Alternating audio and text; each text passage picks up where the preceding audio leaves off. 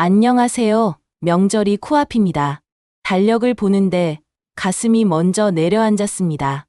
아버지가 돌아가신 지 정확히 1년 하고도 2개월째. 저는 아직도 그 빈자리가 실감나지 않습니다. 명절 때마다 환하게 웃으시던 아버지. 제 손을 꼭 잡고 우리 딸 고생 많다라고 말씀하시던 그분이 이제 없습니다. 엄마는 지금 혼자 계십니다. 40년을 함께 사신 남편을 잃고 처음 맞는 명절. 전화할 때마다 괜찮다고 하시지만 목소리가 다릅니다. 힘없고 외로운 목소리. 저는 그걸 압니다. 여보, 명절 준비 다 됐어? 남편이 소파에 누워서 묻습니다. 눈은 텔레비전 화면에 고정된 채로. 저는 부엌에서 장 본 재료들을 정리하면서 대답했습니다. 네, 거의요. 거의라는 말이 무색합니다. 사실 아무것도 준비 안 됐습니다. 마음이 너무 무겁거든요. 시댁에 가면 또 시작될 긴 노동. 그 끝에는 늘 탈진만 남습니다. 냉장고 문을 열고 재료를 넣으면서 생각했습니다. 엄마는 혼자서 무얼 하고 계실까? 명절 음식 준비는 하실까? 아니면 그냥 혼자 조용히 계실까? 가슴이 먹먹했습니다. 여보, 내일 몇 시에 출발할 거야? 남편이 또 묻습니다. 여전히 텔레비전만 보면서 9시쯤요. 시댁에 10시 반까지는 도착해야 하니까요. 그래, 알았어. 그게 답니다. 저는 부엌 바닥에 주저앉고 싶었습니다. 명절이 두렵습니다. 아니, 솔직히 말하면 시댁이 두렵습니다. 시어머니는 저를 며느리라기보다 가사 도우미로 생각하시는 것 같습니다. 도착하면 바로 앞치마 두르고 부엌으로 직행. 전 부치고, 나물 무치고, 설거지하고. 시누이 혜진 아가씨는 소파에 앉아서 핸드폰만 봅니다. 남편도 마찬가지고요. 핸드폰을 꺼냈습니다. 엄마한테 전화할까 망설였습니다. 하지만 손가락이 움직이지 않습니다. 전화하면 엄마가 또 걱정하실 겁니다. 수진아, 시댁 가서 너무 힘들지 마라. 그 말을 들으면 저는 더 무너질 것 같았습니다. 결국 전화는 하지 못했습니다. 대신 메시지만 보냈습니다. 엄마, 내일 명절 잘 보내. 사랑해. 답장은 금방 왔습니다. 그래, 우리 딸도 건강 챙기고. 그 짧은 문장에서 엄마의 외로움이 느껴졌습니다. 아버지가 살아계셨다면 엄마는 이렇게 쓸쓸하지 않았을 겁니다. 저도 이렇게 불안하지 않았을 거고요. 부엌 창문 밖을 봤습니다. 어둠이 내리고 있었습니다. 내일이면 시댁입니다. 또다시 시작될 긴 하루. 저는 한숨을 쉬었습니다. 여보, 배고픈데 뭐 없어? 남편 목소리가 들렸습니다. 저는 냉장고에서 반찬을 꺼냈습니다. 설거지하고 정리하고 또 내일을 준비했습니다. 밤 11시가 넘어서야 침대에 누웠습니다. 남편은 이미 코를 골고 있었습니다. 저는 천장을 바라봤습니다. 내일이 오지 않았으면 좋겠다는 생각이 들었습니다. 그런 생각을 하는 제 자신이 한심했습니다. 하지만 어쩔 수 없었습니다. 명절이 행복했던 적이 없으니까요. 아버지가 돌아가신 후 처음 맞는 명절. 엄마는 혼자고 저는 시댁에서 일만 해야 합니다. 이게 맞는 걸까요? 하지만 선택권은 없습니다. 며느리니까요. 눈을 감았습니다. 잠은 쉽게 오지 않았습니다. 가슴 한편에 무거운 돌덩이가 얹혀 있는 것 같았습니다. 내일이 두렵습니다. 차가 시댁 앞에 섰습니다. 저는 깊게 숨을 들이마셨습니다. 남편은 별 감정 없이 차에서 내렸습니다. 어머니, 왔습니다. 대문을 열고 들어가니 시어머니가 마당에 서 계셨습니다. 왔니? 늦었네. 10시 30분. 정확히 약속 시간입니다. 하지만 시어머니에겐 늘 늦은 겁니다. 죄송합니다. 길이 좀 막혀서요. 거짓말입니다. 길은 막히지 않았습니다. 하지만 이렇게 말하지 않으면 잔소리가 시작됩니다. 그래, 어서 들어와. 일이 산더미야. 예상했던 말입니다. 저는 웃으며 고개를 숙였습니다. 현관문을 열고 들어가는데 혜진 아가씨가 소파에 앉아 있었습니다. 언니, 오셨어요? 응, 혜진아. 잘 지냈지? 네. 언니도요. 혜진 아가씨는 다시 핸드폰을 봤습니다. 화면에는 쇼핑몰 화면이 보였습니다. 저는 가방을 내려놓고 바로 부엌으로 향했습니다. 부엌 싱크대에는 이미 재료들이 쌓여 있었습니다.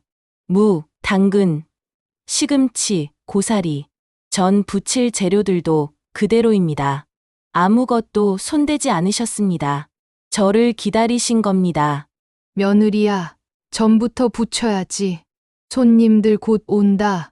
시어머니가 부엌 문 앞에 서서 말씀하셨습니다. 네, 어머니. 지금 바로 시작할게요. 앞치마를 두르고 손을 씻었습니다. 그리고 재료를 꺼냈습니다. 전을 부치려면 먼저 재료 손질부터 해야 합니다. 감자를 깎고, 호박을 썰고, 부침가루를 섞었습니다. 프라이팬을 올리고 기름을 두르는데 시어머니가 다시 오셨습니다. 기름 너무 많이 두르지 마. 아까워. 네, 어머니. 기름을 조금 덜어냈습니다. 전을 부치기 시작했습니다. 프라이팬 위에서 지글지글 소리가 났습니다. 거실에서는 텔레비전 소리가 들렸습니다. 남편과 혜진 아가씨가 나란히 앉아서 예능 프로그램을 보고 있었습니다. 웃음소리가 들렸습니다. 저는 전을 뒤집으며 생각했습니다. 왜 저만 여기 서 있을까? 혜진 아가씨도 며느리는 아니지만 딸입니다. 함께 도와줄 수 있을 텐데.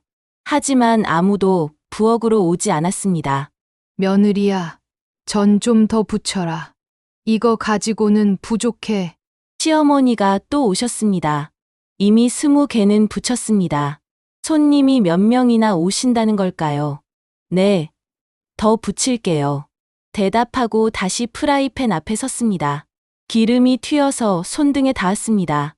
따가웠지만 참았습니다. 1시간이 지났습니다. 저는 계속 붙여졌고, 저는 계속 서 있었습니다. 다리가 아프기 시작했습니다.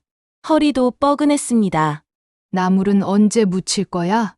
시어머니 목소리가 등 뒤에서 들렸습니다. 전 다 붙이고 바로 할게요. 빨리빨리 해야지. 손님 오면 어쩌려고. 빨리 하고 싶습니다. 하지만 손은 2개뿐입니다. 저는 입술을 깨물었습니다. 거실을 슬쩍 봤습니다. 남편은 소파에 누워 있었습니다. 눈을 감고 있는 걸 보니 잠이 든 것 같았습니다. 혜진 아가씨는 여전히 핸드폰만 보고 있었습니다.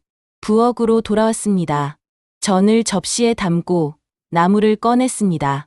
시금치를 데치고 고사리를 볶고 도라지를 무쳤습니다. 양념을 넣고 조물조물 손으로 버무렸습니다. 간 좀 봐봐. 싱거우면 안 돼. 시어머니가 옆에서 지켜보고 계셨습니다. 저는 나물을 조금 집어서 드렸습니다. 응, 괜찮네. 그래도 소금 조금만 더 넣어. 네. 소금을 더 넣었습니다. 사실 간은 딱 맞았습니다. 하지만 시어머니 말씀이니 따라야 했습니다. 2시간째입니다. 저는 아직도 부엌에 서 있었습니다. 저는 다 붙여졌고 나물도 거의 끝났습니다. 이제 갈비찜을 해야 합니다. 며느리야, 갈비는? 지금 압력솥에 넣을게요. 갈비를 씻고 양념을 했습니다. 압력솥에 넣고 불을 켰습니다. 치익 소리가 나기 시작했습니다. 그때 손님들이 도착했습니다. 시어머니 친구분들이셨습니다. 어머, 며느리 고생 많네. 명절 때는 며느리가 고생이지. 인사를 받으며 저는 웃었습니다. 고생이 맞습니다. 하지만 누구도 도와주지 않습니다. 설거지를 시작했습니다. 싱크대에 쌓인 그릇들, 프라이팬, 냄비, 도마, 칼, 손이 저려왔습니다. 거실에서는 웃음소리가 계속 들렸습니다. 저만 부엌에 갇혀 있었습니다. 시계를 봤습니다. 오후 2시. 아직 점심도 못 먹었습니다. 배가 고팠지만 참았습니다. 이게 명절입니다. 이게 제 명절입니다. 오후 3시가 넘어서야 점심을 먹었습니다. 아니, 먹었다기보다 입에 넣었다는 표현이 맞습니다. 손님들이 드시는 동안 저는 계속 부엌을 오갔습니다. 물 따르고, 그릇 더 가져다 주고, 반찬 리필하고. 정작 제 밥그릇은 식탁 구석에 놓여 있었습니다. 며느리야, 물 좀 더 줘. 며느리야, 이거 좀 치워줘. 며느리야라는 호칭이 계속 불렸습니다. 저는 계속 움직였습니다. 겨우 앉아서 밥을 떴습니다. 밥알이 목으로 넘어가지 않았습니다. 너무 피곤했습니다. 허리가 끊어질 것 같았습니다. 언니, 이 전 정말 맛있어요. 혜진 아가씨가 전을 하나 집어 먹으며 말했습니다. 그래? 다행이다. 제가 부친 전입니다. 하지만 혜진 아가씨는 부엌에 한 번도 오지 않았습니다. 제가 2시간 동안 서서 부친 전을 편하게 먹고 있었습니다. 우리 며느리는 요리를 잘해. 시어머니가 손님들께 말씀하셨습니다. 아이고, 며느리 복 받으셨네요. 손님 한 분이 웃으며 대답하셨습니다. 저는 그저 웃었습니다.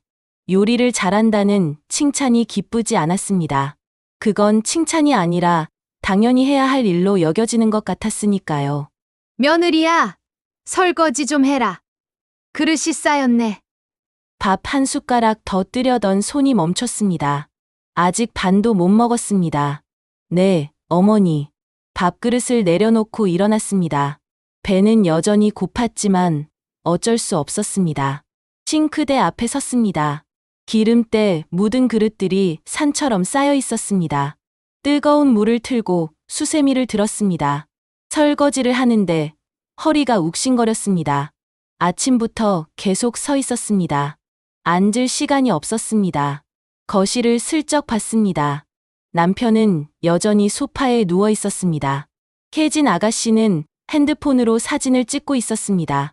아마 SNS에 올릴 모양입니다. 명절 음식 맛있게 먹었어요. 혜진 아가씨가 중얼거리는 소리가 들렸습니다. 저는 입술을 깨물었습니다. 설거지를 마치고 싱크대를 닦았습니다. 그리고 다시 거실로 나왔습니다. 며느리야, 커피 좀 타줘. 시어머니가 말씀하셨습니다.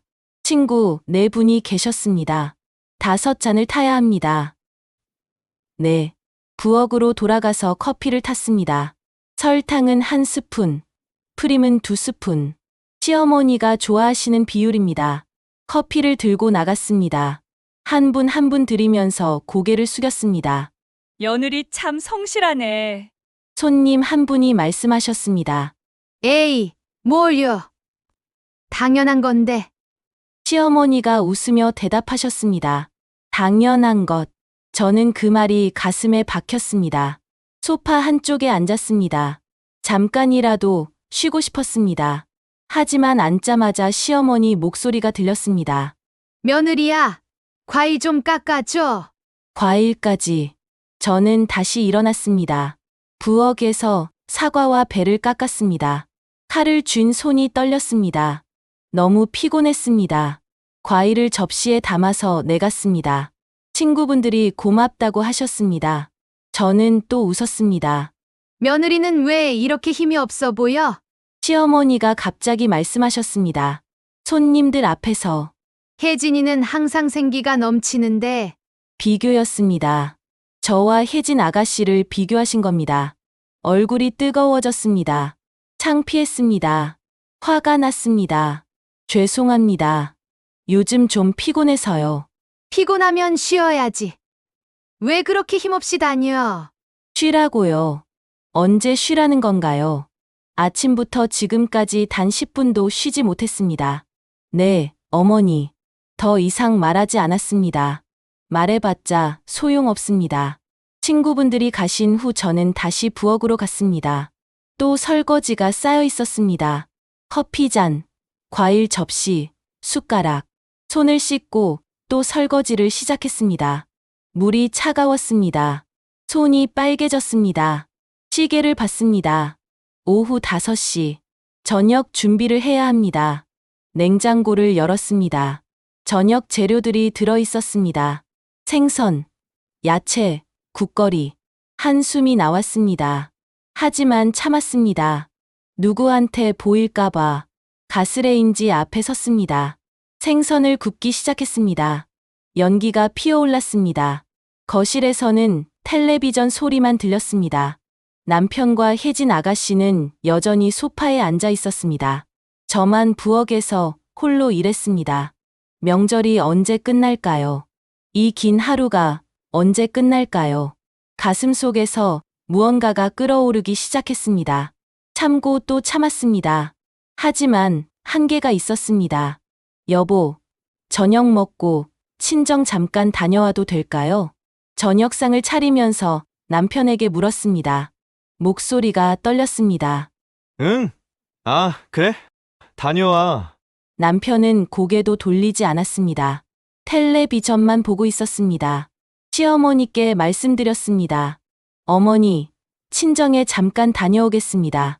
그래, 다녀와. 오래 있지 말고고. 허락이 아니라 명령처럼 들렸습니다. 하지만 저는 고개를 숙였습니다. 네, 금방 올게요. 차에 올라탔습니다. 시동을 걸고 한숨을 내쉬었습니다. 온몸이 무거웠습니다. 손이 떨렸습니다. 친정까지는 차로 20분 거리입니다. 창밖으로 어둠이 내려앉고 있었습니다. 가로등 불빛이 하나둘 켜졌습니다. 핸들을 잡은 손에 힘이 들어갔습니다. 허리는 여전히 아팠습니다. 다리도 저렸습니다. 친정 앞에 차를 세웠습니다. 현관문 앞에 섰습니다. 초인종을 누르기 전에 잠시 멈췄습니다. 엄마한테 뭐라고 말해야 할까? 힘들다고 말하면 엄마가 걱정하실 겁니다. 괜찮은 척 웃으면 엄마는 제 거짓말을 알아채실 겁니다. 초인종을 눌렀습니다. 누구세요? 엄마 목소리가 들렸습니다. 반가웠습니다. 그리고 가슴이 아팠습니다. 엄마, 나야. 문이 열렸습니다. 엄마가 서 계셨습니다. 아버지 돌아가신 후 더 작아지신 것 같았습니다. 어머, 수진아. 왜 갑자기? 그냥 엄마 보고 싶어서. 엄마는 저를 안으로 들어오게 했습니다. 현관에 신발을 벗으며 집 안을 둘러봤습니다. 조용했습니다. 너무 조용했습니다. 거실 소파에 앉았습니다. 엄마가 물을 가져다 주셨습니다. 시댁에서 왔어? 응. 고생 많았겠다. 그 한마디에 눈물이 날 것 같았습니다. 하지만 참았습니다. 괜찮아. 거짓말이었습니다. 하나도 괜찮지 않았습니다. 엄마는 제 얼굴을 가만히 들여다보셨습니다. 제 마음을 다 아시는 것 같았습니다. 수진아, 명절마다 너무 힘들지? 아니야, 엄마. 또 거짓말이었습니다. 엄마 눈빛이 흔들렸습니다. 엄마는 다 알아. 내가 얼마나 힘든지. 가슴이 뭉클했습니다. 입술을 깨물었습니다. 엄마, 난 괜찮아. 정말이야. 엄마는 아무 말 없이 제 손을 잡으셨습니다. 따뜻했습니다. 아버지가 살아계실 때처럼. 밥은 먹었어? 응. 시댁에서 먹고 왔어. 그래도 뭐 좀 먹어. 엄마가 준비해놨어. 엄마는 부엌으로 가셨습니다. 혼자서 명절 음식을 조금 만드신 모양이었습니다. 작은 상을 들고 오셨습니다. 전, 나물, 갈비 몇 조각. 저 혼자 먹기에도 많은 양이었습니다. 엄마, 이거 다 언제 만들었어? 그냥 심심해서 조금 했지. 심심해서가 아니었습니다.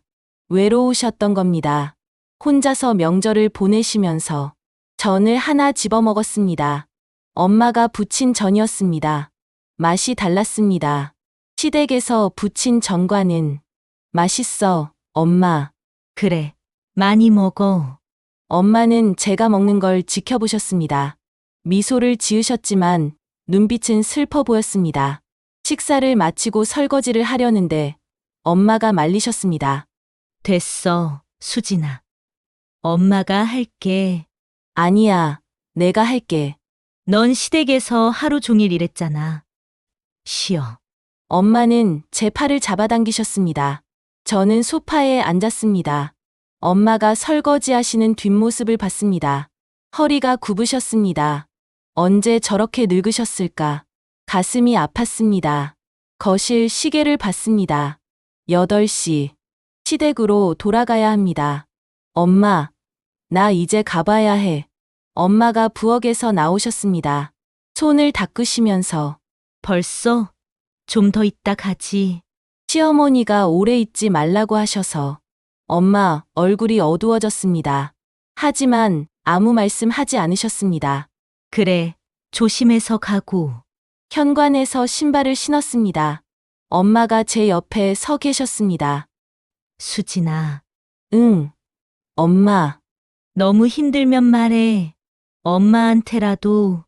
응, 알았어. 하지만 말할 수 없을 것 같았습니다.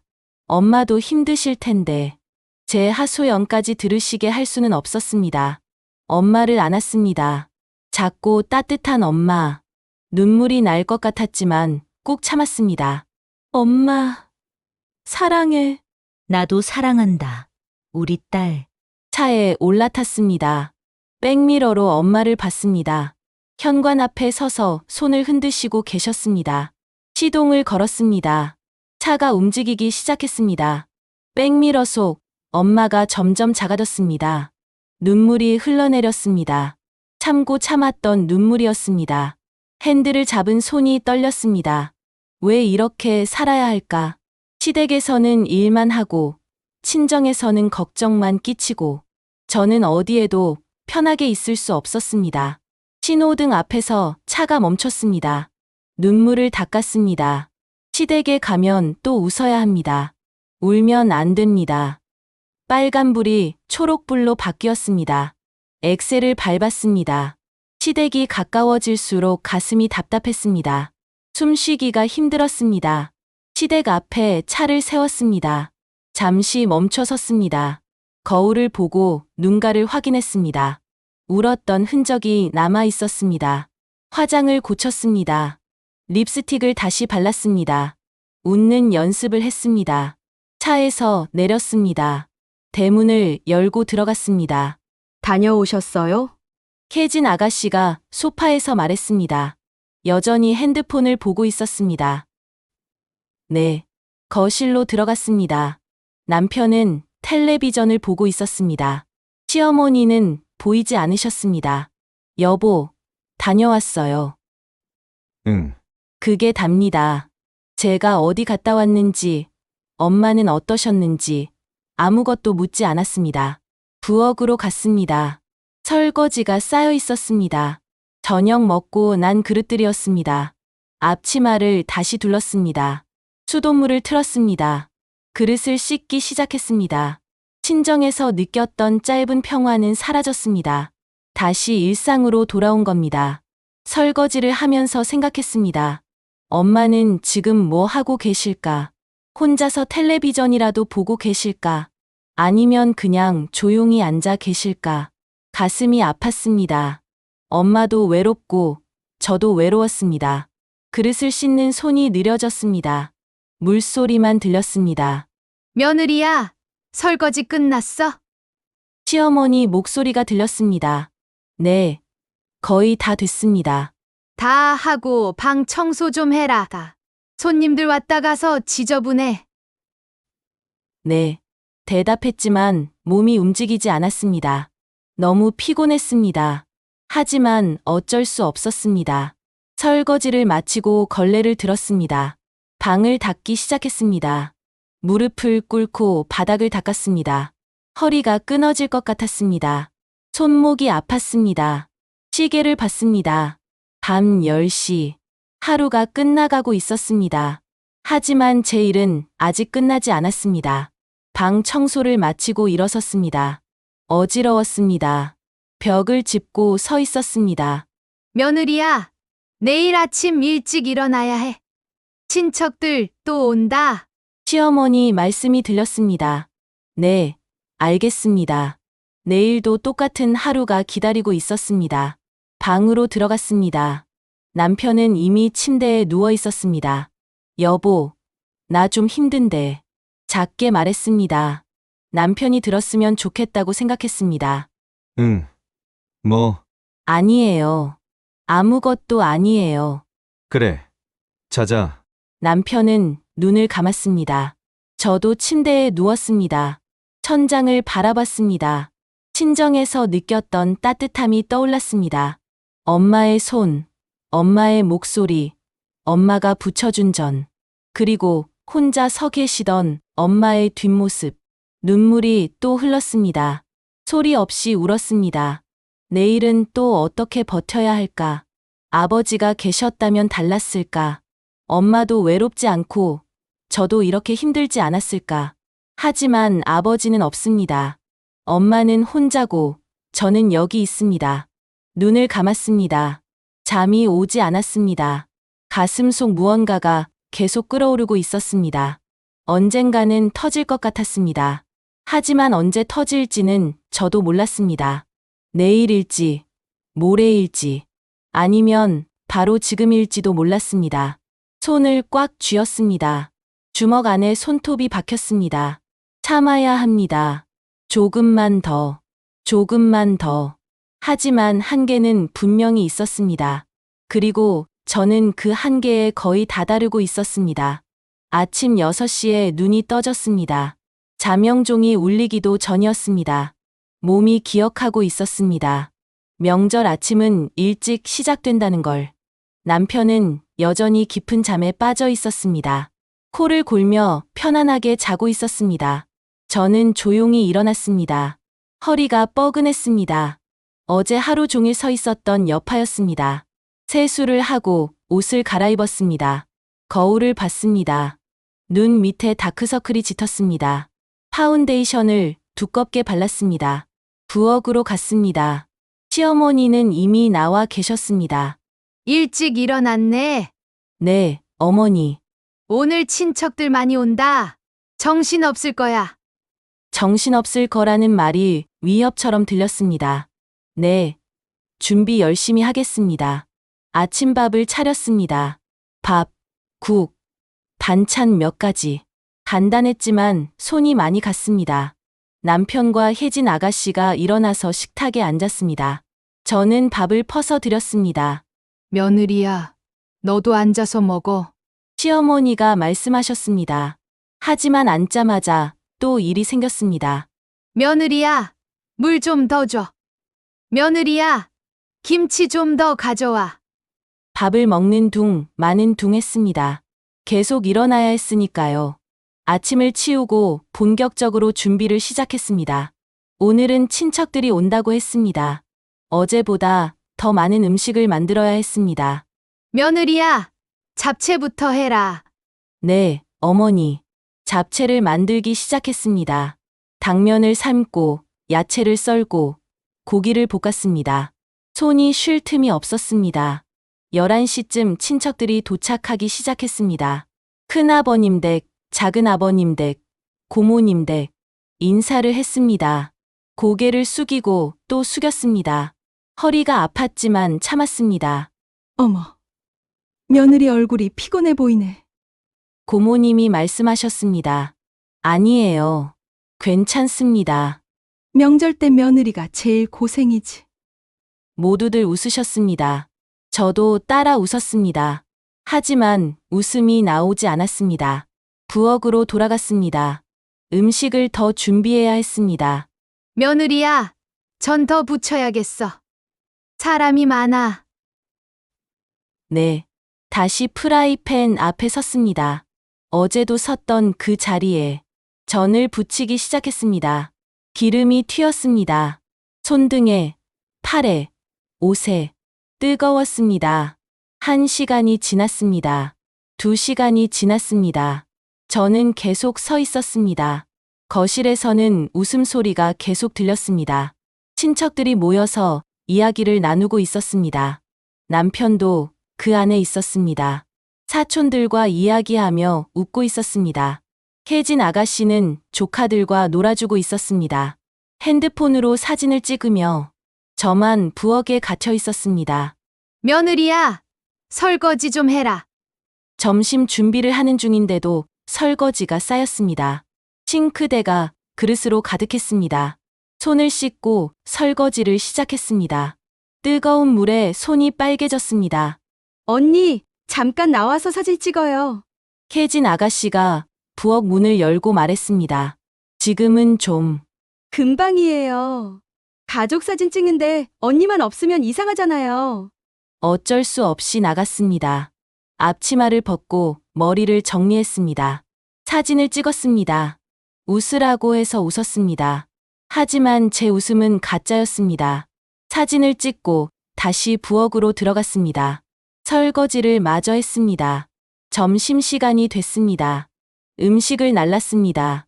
밥그릇, 국그릇, 반찬들. 무거웠습니다. 어머, 음식 진짜 많네. 며느리가 고생했겠어. 큰어머니가 말씀하셨습니다. 아니에요. 당연한 일인걸요. 또 당연하다는 말. 저는 그 말이 정말 싫었습니다. 식사가 시작됐습니다. 저는 식탁 옆에 서서 음식을 더 가져다 주고 그릇을 치우고 물을 따랐습니다. 며느리야, 너도 앉아서 먹어. 시어머니가 말씀하셨습니다. 하지만 앉을 수가 없었습니다. 계속 뭔가를 해야 했으니까요. 겨우 구석에 앉았습니다. 밥을 한 숟가락 떴습니다. 며느리야, 밥 좀 더 퍼와. 일어났습니다. 밥을 퍼왔습니다. 다시 앉았습니다. 며느리야, 국 좀 더 줘. 또 일어났습니다. 국을 더 가져왔습니다. 제 밥그릇은 그대로였습니다. 식어가고 있었습니다. 식사가 끝났습니다. 저는 거의 먹지 못했습니다. 배가 고팠지만 참았습니다. 설거지를 시작했습니다. 그릇이 산더미 같았습니다.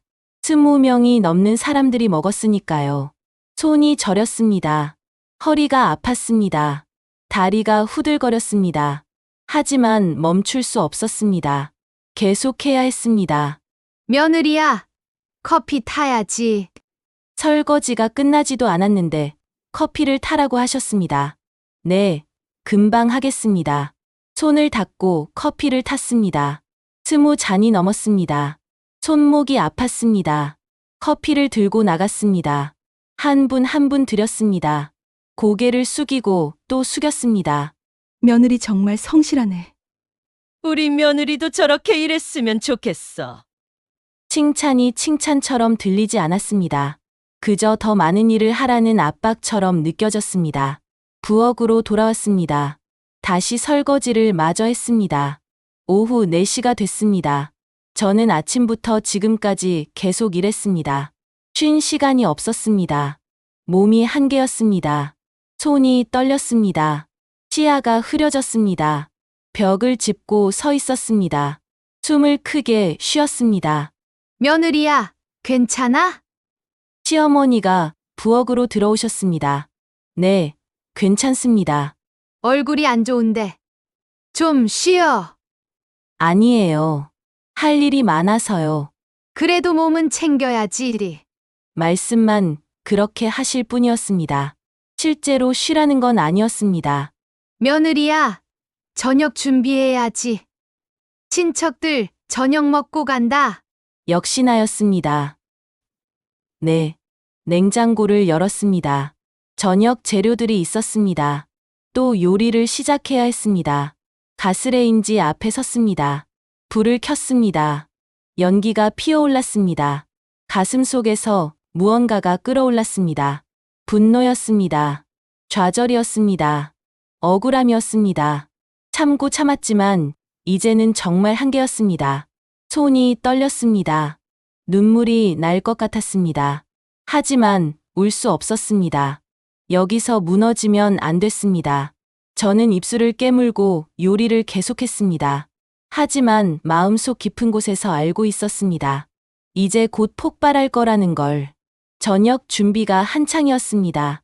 생선을 굽고 찌개를 끓이고 나물을 볶았습니다. 온몸이 땀으로 젖었습니다. 등이, 이마가, 목덜미가 축축했습니다. 숨이 차올랐습니다. 가슴이 답답했습니다. 며느리야, 불 좀 줄여. 생선 타겠어. 시어머니가 뒤에서 말씀하셨습니다. 네, 불을 줄였습니다. 손이 떨렸습니다. 며느리야, 국간 봐봐. 싱거우면 안 돼. 네.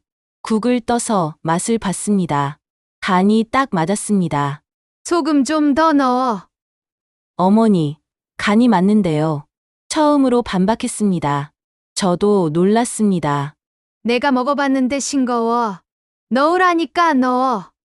시어머니 목소리가 날카로워졌습니다. 저는 소금을 더 넣었습니다. 손이 떨려서 너무 많이 들어갔습니다. 아이고, 왜 이렇게 많이 넣어? 시어머니가 소리를 지르셨습니다. 죄송합니다. 이걸 어떻게 먹어? 다시 해야겠네.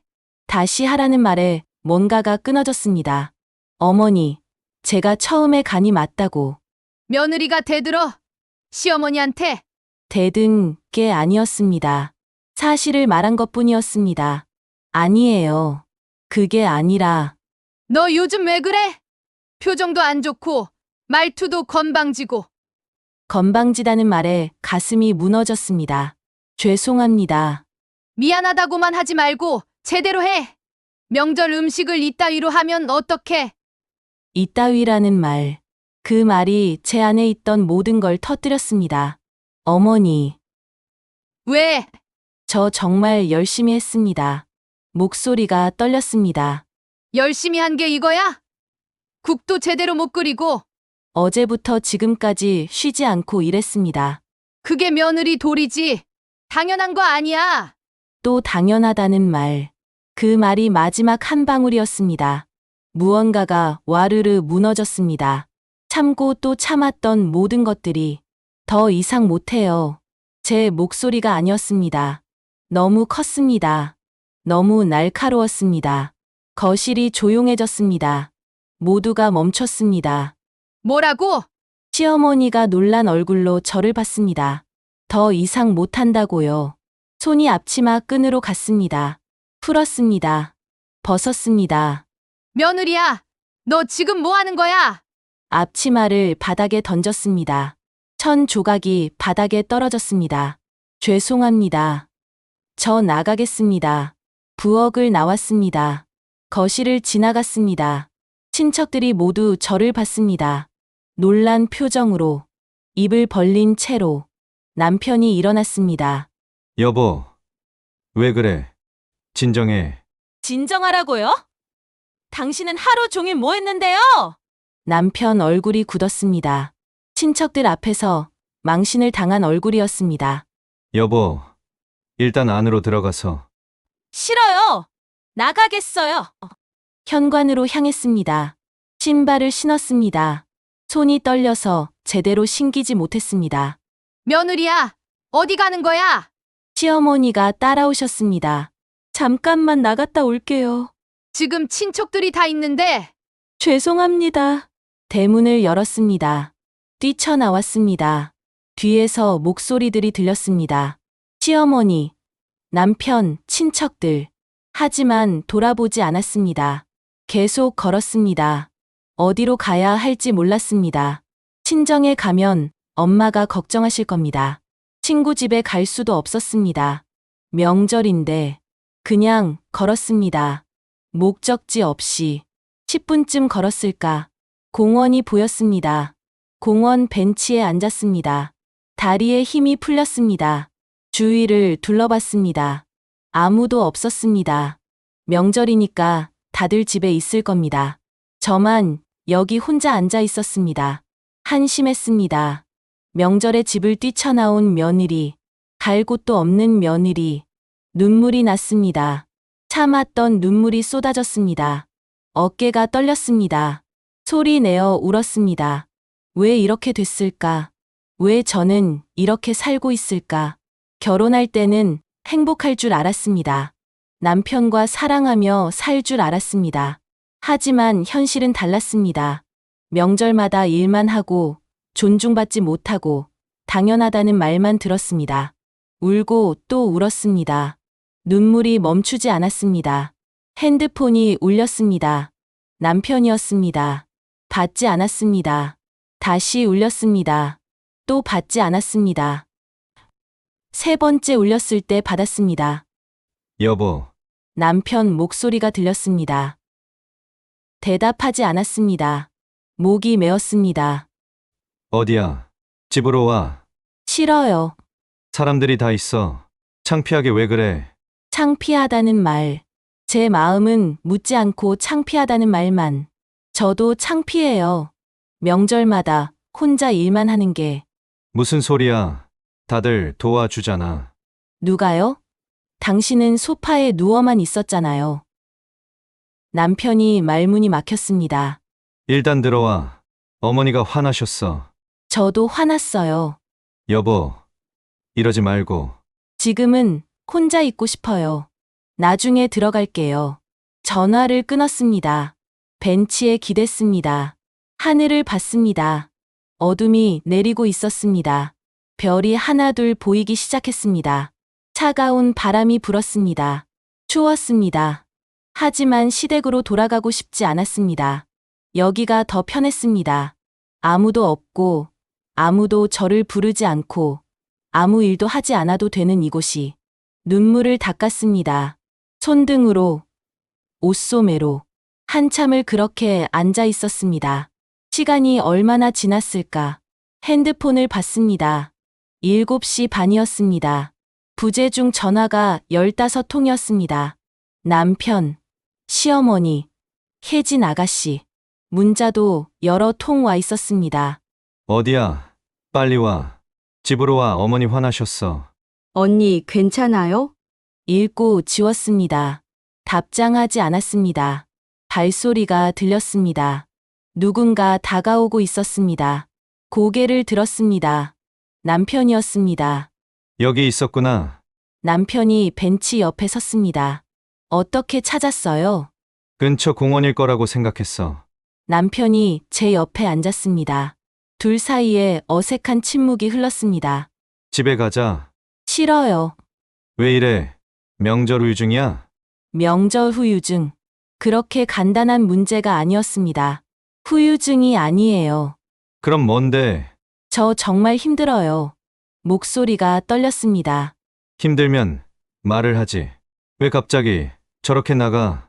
말을 하라고요. 말을 해도 들어주지 않으면서. 말했잖아요. 여러 번. 언제? 오늘 저녁에도 힘들다고 했어요. 그랬어? 기억도 못하고 있었습니다. 제가 힘들다고 한 말을. 당신은 관심이 없으니까 모르겠죠. 무슨 소리야? 관심 없는 게 아니라 그럼 뭐예요? 저 혼자 일하는 거 보면서 뭐 했어요? 남편이 말문이 막혔습니다. 쉬었죠. 텔레비전 보고, 핸드폰 하고, 낮잠 자고, 나도 피곤했어. 일주일 내내 야근했다고. 야근했으니 명절에 쉴 자격이 있다는 말인가요? 저도 피곤해요. 명절 준비하느라 일주일 내내 바빴어요. 그래도 그렇지. 친척들 앞에서 그렇게 나가면 어떡해. 또 창피하다는 말. 제 마음은 상관없고 체면만 중요한 겁니다. 창피한 게 중요해요? 제 마음은요? 여보, 나도 내 마음 알아. 그런데 몰라요. 하나도 몰라요. 눈물이 또 났습니다. 참으려 했지만 안 됐습니다. 울지 마. 사람들 지나가면 이상하게 봐. 사람들 시선이 중요한 겁니다. 저보다. 당신은 저한테 관심이 없어요. 무슨 소리야? 관심 있어. 그럼 왜 제가 힘든지 몰라요? 왜 도와주지 않아요? 도와주려고 하면 어머니가 앉아 있으래. 남자가 부엌 일 하는 거 보기 싫다고. 핑계였습니다. 어머니 탓만 하고 있었습니다. 그럼 어머니한테 말하면 되잖아요. 제 남편이면서. 그게 쉬운 일이야? 어머니 성경 몰라? 알죠. 너무 잘 알죠. 하지만 남편이 편을 들어줘야 하는 거 아닌가요? 당신은 저 편이 아니네요. 편이고 뭐고가 아니라 맞아요. 편이 아니에요. 당신은 시댁 편이에요. 여보, 이러지 말고 집에 가자. 어머니가 기다리셔. 어머니만 기다리시는 게 아니었습니다. 설거지가, 청소가, 일이 기다리고 있었습니다. 저 안 들어갈래요. 그럼 어디서 자게? 여기서라도 자겠어요. 미쳤어. 날씨 추운데. 미친 건 제가 아니었습니다. 이 상황이 미친 겁니다. 그럼 혼자 들어가세요. 여보, 혼자 가요. 저 좀 내버려둬요. 남편이 한숨을 쉬었습니다. 짜증이 섞인 한숨이었습니다. 알았어. 좀 이따가 올게. 일어섰습니다. 떠났습니다. 돌아보지도 않고 혼자 남겨졌습니다. 다시 눈물이 흘렀습니다. 남편한테 기대했던 제가 바보였습니다. 남편은 이해하지 못했습니다. 제 마음을, 제 고통을 관심이 없는 게 아니라고 했지만 거짓말이었습니다. 정말로 관심이 없었습니다. 추웠습니다. 바람이 더 차갑게 불었습니다. 하지만 시댁으로 돌아가고 싶지 않았습니다. 여기가 낫습니다. 차갑고 외롭지만 시댁보다는 나았습니다. 핸드폰을 봤습니다. 엄마한테 전화하고 싶었습니다. 하지만 할 수 없었습니다. 엄마가 걱정하실 겁니다. 명절에 혼자 계시는데 제 걱정까지 하시게 할 수 없었습니다. 벤치에 몸을 웅크렸습니다. 추위를 견뎠습니다. 시간이 흘렀습니다. 밤 9시가 넘었습니다. 공원은 더 어두워졌습니다. 가로등 불빛만이 희미하게 주위를 밝히고 있었습니다. 저는 여전히 벤치에 앉아 있었습니다. 눈물은 멈췄습니다. 더 이상 나오지 않았습니다. 차가운 바람이 불었습니다. 몸을 떨었습니다. 하지만 일어서지 않았습니다. 생각이 많았습니다. 제 인생에 대해, 결혼에 대해, 앞으로에 대해. 언제부터였을까? 제가 이렇게 된 게. 결혼 첫 해는 괜찮았습니다. 명절에 일은 많았지만 참을 만했습니다. 신혼이니까, 처음이니까 하면서. 둘째 해에는 조금 힘들었습니다. 하지만 참았습니다. 며느리니까, 해야 하는 일이니까. 셋째 해, 넷째 해. 해가 갈수록 일은 더 많아졌습니다. 당연하게 여겨졌습니다. 그리고 다섯째 해인 지금. 저는 공원 벤치에 앉아 있었습니다. 깊게 숨을 들이마셨습니다. 내쉬었습니다. 가슴이 조금 편해졌습니다. 답답함이 조금 풀렸습니다. 주위를 둘러봤습니다. 조용했습니다. 평화로웠습니다. 시댁에는 지금쯤 저녁이 끝났겠죠. 설거지가 쌓여 있을 겁니다. 누가 하고 있을까? 시어머니일까? 혜진 아가씨일까? 아니면 남편일까? 상관없었습니다. 지금은 핸드폰을 꺼냈습니다. 화면을 켰습니다. 배경화면에는 남편과 찍은 사진이 있었습니다. 웃고 있는 우리, 행복해 보이는 우리. 하지만 그건 사진 속 이야기였습니다. 현실은 달랐습니다. 갤러리를 열었습니다. 사진들을 넘겼습니다. 명절 사진들이 나왔습니다. 가족 사진, 음식 사진, 웃고 있는 사람들. 하지만 제 표정은 어색했습니다. 억지로 웃은 얼굴이었습니다.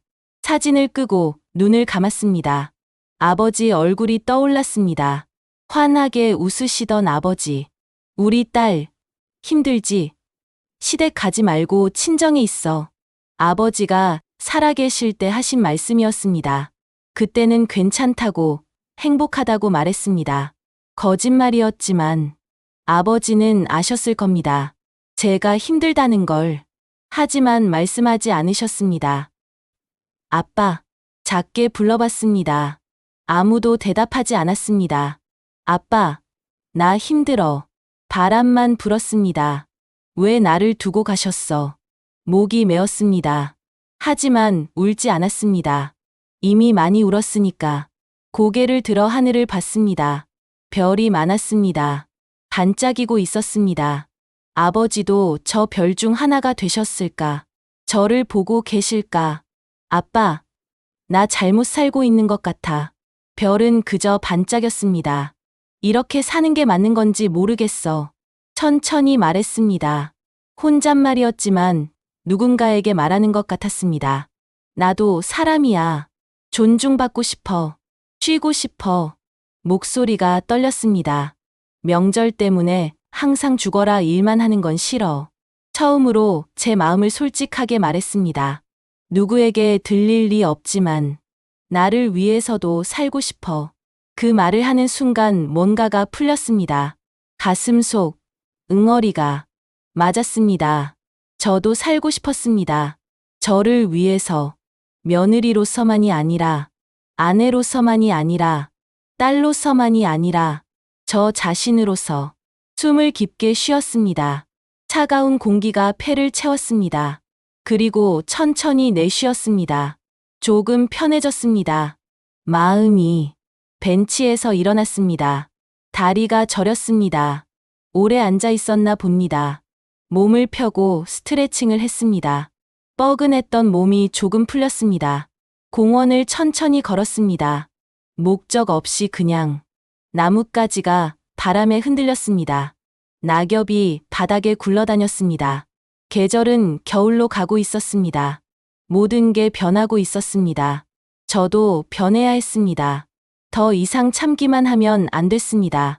당연하게 여겨지면 안 됐습니다. 제 목소리를 내야 했습니다. 제 권리를 주장해야 했습니다. 어려울 겁니다. 시어머니는 화내실 거고 남편은 이해하지 못할 겁니다. 하지만 해야 했습니다. 제가 무너지지 않으려면 벤치로 돌아왔습니다. 다시 앉았습니다. 핸드폰을 봤습니다. 10시였습니다.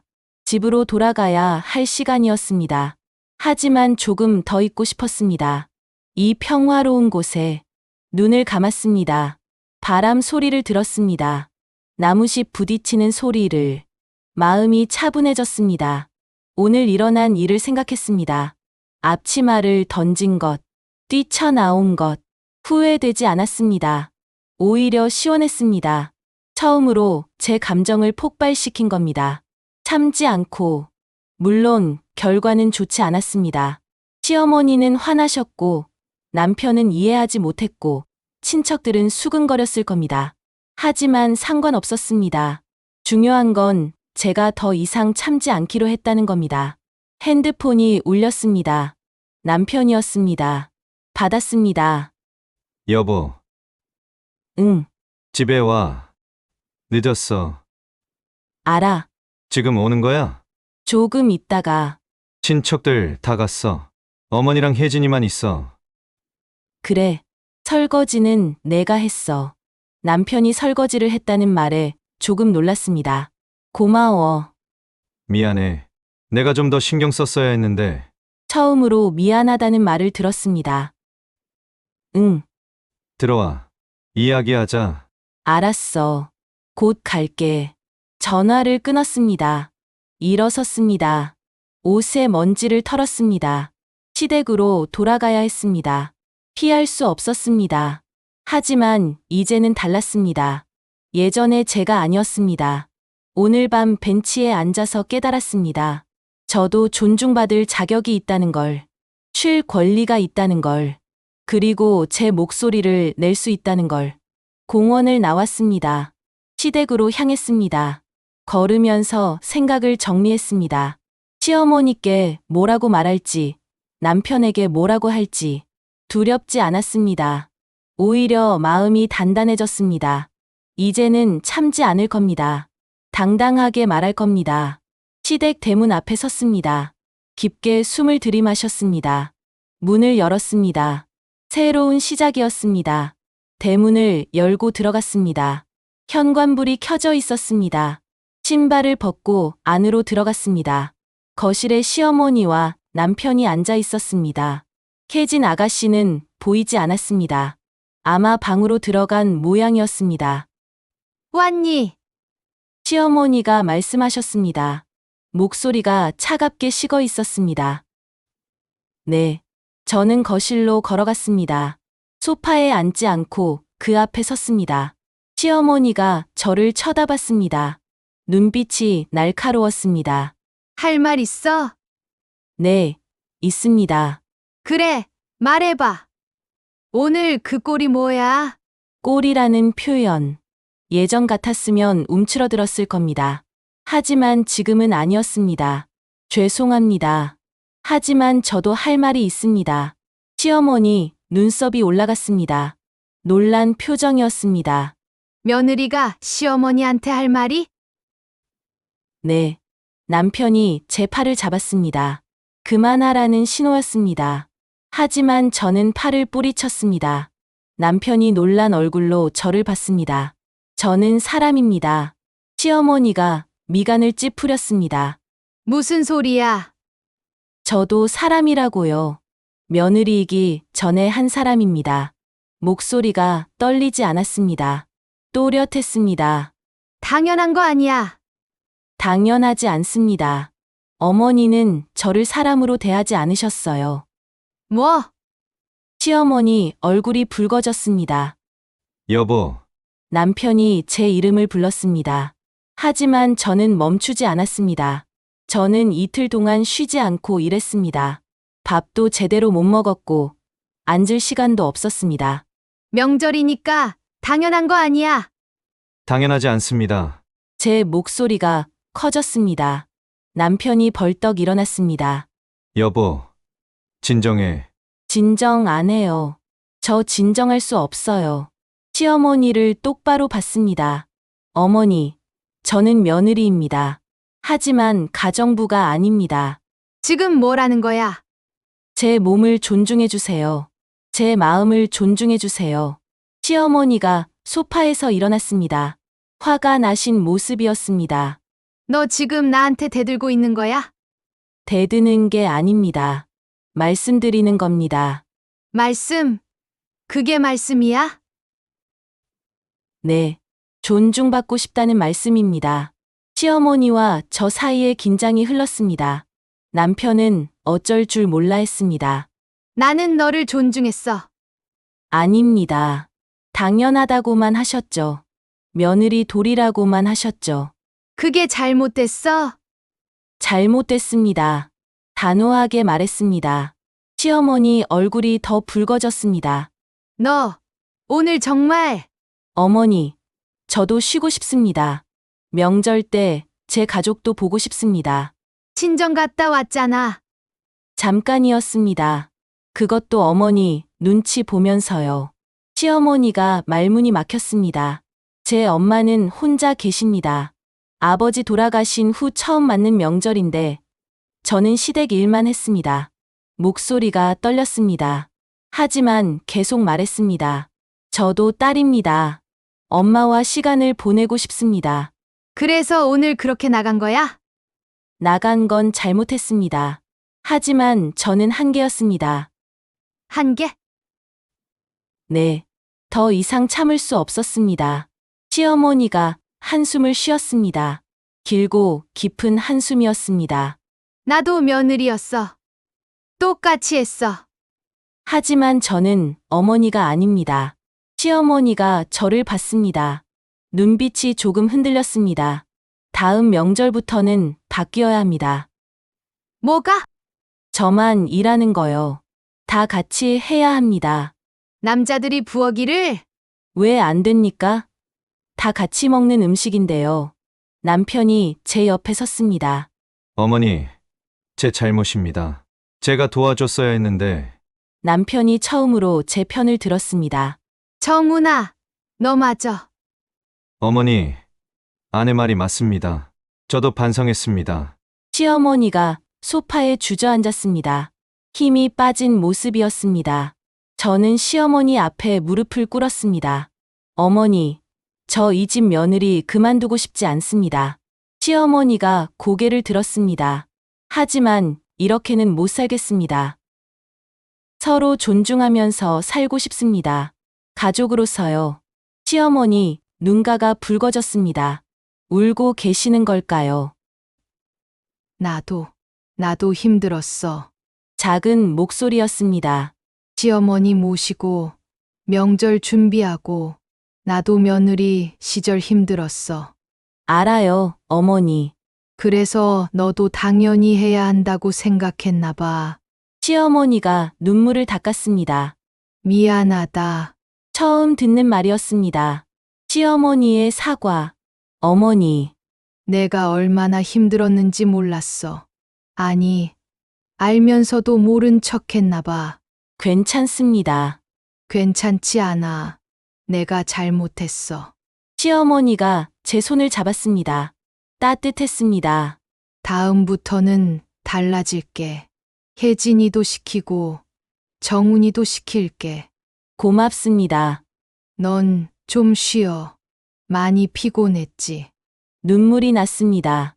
이번엔 슬픔이 아니라 안도의 눈물이었습니다. 네, 어머니. 남편이 제 어깨를 감쌌습니다. 처음으로 든든하게 느껴졌습니다. 여보, 미안해. 나도 미안해요. 다음부터 내가 도울게. 많이. 고마워요. 세 사람이 거실에 앉아 한참을 말이 없었습니다. 하지만 어색하지 않았습니다. 오히려 편안했습니다. 뭔가가 바뀌었습니다. 오늘 밤 완벽하지는 않을 겁니다. 앞으로도 힘든 순간이 있을 겁니다. 하지만 적어도 시작은 했습니다. 서로를 이해하려는 시작을요. 명절이 끝났습니다. 친척들은 모두 돌아갔고 집은 다시 조용해졌습니다. 오늘은 명절 다음 날, 시댁에서의 마지막 날이었습니다. 아침에 일어나니 몸이 무거웠습니다. 이틀간의 피로가 한꺼번에 몰려왔습니다. 침대에서 일어나려는데 남편이 말했습니다. 좀 더 자. 아침 준비해야 하는데. 내가 할게. 넌 쉬어. 남편이 먼저 일어났습니다. 처음 있는 일이었습니다. 잠시 후 부엌에서 소리가 들렸습니다. 남편이 뭔가를 하고 있었습니다. 조금 더 누워 있었습니다. 편안했습니다. 1시간쯤 지나서 일어났습니다. 거실로 나갔습니다. 식탁에 아침이 차려져 있었습니다. 간단했지만 정성이 느껴졌습니다. 여보가 했어요. 응. 맛은 모르겠지만 남편이 쑥스러운 표정을 지었습니다. 시어머니와 혜진 아가씨도 식탁에 앉아 계셨습니다. 언니, 많이 쉬었어요? 혜진 아가씨가 물었습니다. 어제와는 다른 목소리였습니다. 응, 고마워. 저도 미안해요. 제가 너무 안 도와드렸죠? 괜찮아. 함께 아침을 먹었습니다. 대화가 오갔습니다. 평범한 대화들. 하지만 예전과는 달랐습니다. 서로를 배려하는 말투들이었습니다. 며느리야, 설거지는 내가 할게. 시어머니가 말씀하셨습니다. 아니에요, 제가. 넌 쉬어. 이틀 동안 너무 많이 했어. 그럼 제가 도와드릴게요. 혜진 아가씨가 일어났습니다. 나도. 남편도 일어났습니다. 셋이서 설거지를 했습니다. 저는 소파에 앉아서 지켜봤습니다. 이상한 기분이었습니다. 처음으로 명절 후 설거지를 안 하고 있었습니다. 편했습니다. 그리고 조금 미안했습니다. 제가 도와드릴게요. 일어나려는데 시어머니가 손을 저었습니다. 됐어. 우리가 할게. 넌 좀 쉬어. 다시 앉았습니다. 핸드폰을 꺼냈습니다. 엄마한테 전화를 걸었습니다. 여보세요? 엄마, 나야. 수진아, 잘 지냈어? 응. 엄마는? 나야, 그냥 조용히 있었지. 목소리가 쓸쓸했습니다. 엄마, 미안해. 명절에 같이 못 있어서. 괜찮아.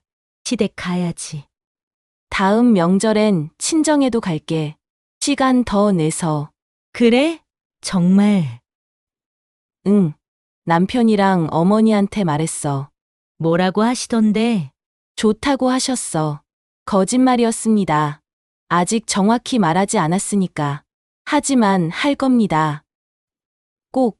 우리 딸 고생 많다. 아니야, 엄마. 이제 괜찮아질 거야. 그래. 내가 행복하면 됐어. 엄마도 행복해. 나야 내가 행복하면 행복해. 전화를 끊었습니다. 가슴이 따뜻해졌습니다. 다음 명절엔 친정에도 더 오래 있을 겁니다. 엄마와 시간을 보낼 겁니다. 그게 제 권리니까요. 설거지가 끝났습니다. 시어머니와 남편, 혜진 아가씨가 거실로 나왔습니다. 다 끝났어요. 응. 별로 안 많았어. 남편이 제 옆에 앉았습니다. 우리 오늘 집에 갈까? 응. 짐을 쌌습니다. 많지 않았습니다. 차에 실었습니다. 시어머니가 현관 앞에 서 계셨습니다. 조심해서 가고.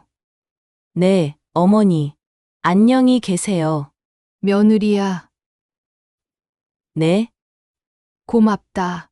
어제 말해줘서. 시어머니가 미소를 지으셨습니다. 진심이 담긴 미소였습니다. 저야말로요. 차에 올라탔습니다. 남편이 시동을 걸었습니다. 시댁이 멀어졌습니다. 백미러로 시어머니가 손을 흔드시는 게 보였습니다. 저도 손을 흔들었습니다. 피곤하지? 남편이 물었습니다. 조금. 근데 괜찮아. 집 가면 푹 쉬어. 고마워.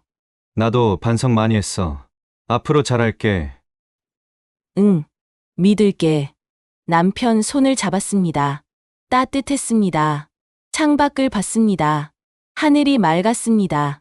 구름 한 점 없이. 명절이 끝났습니다. 힘들었지만 뭔가를 얻었습니다. 제 목소리를 냈고, 들어줬고, 변화가 시작됐습니다. 완벽하지는 않을 겁니다. 앞으로도 힘든 순간들이 있을 겁니다. 하지만 이제는 다릅니다.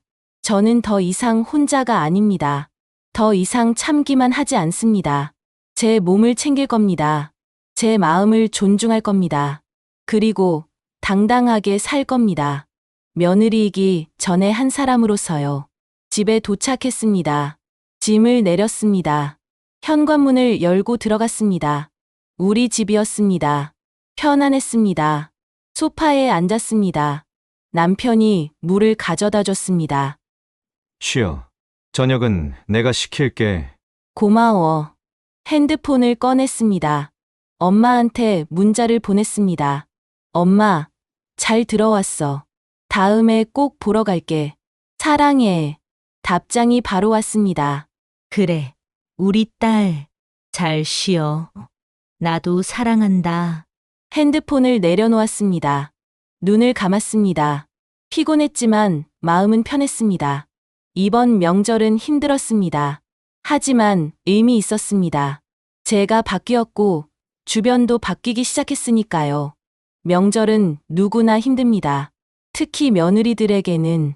하지만 당연하게 여겨져서는 안 됩니다. 우리도 사람입니다. 존중받을 자격이 있습니다. 쉴 권리가 있고 행복할 권리가 있습니다. 저는 이제 그걸 압니다. 그리고 지킬 겁니다. 저 자신을 위해서요. 깊은 숨을 들이마셨습니다. 천천히 내쉬었습니다. 새로운 시작이었습니다. 더 나은 내일을 위한. 오늘 이야기가 좋으셨다면 구독과 댓글, 알림 설정 잊지 마시고 소중한 댓글 하나가 큰 힘이 됩니다. 시청해 주셔서 진심으로 감사드립니다.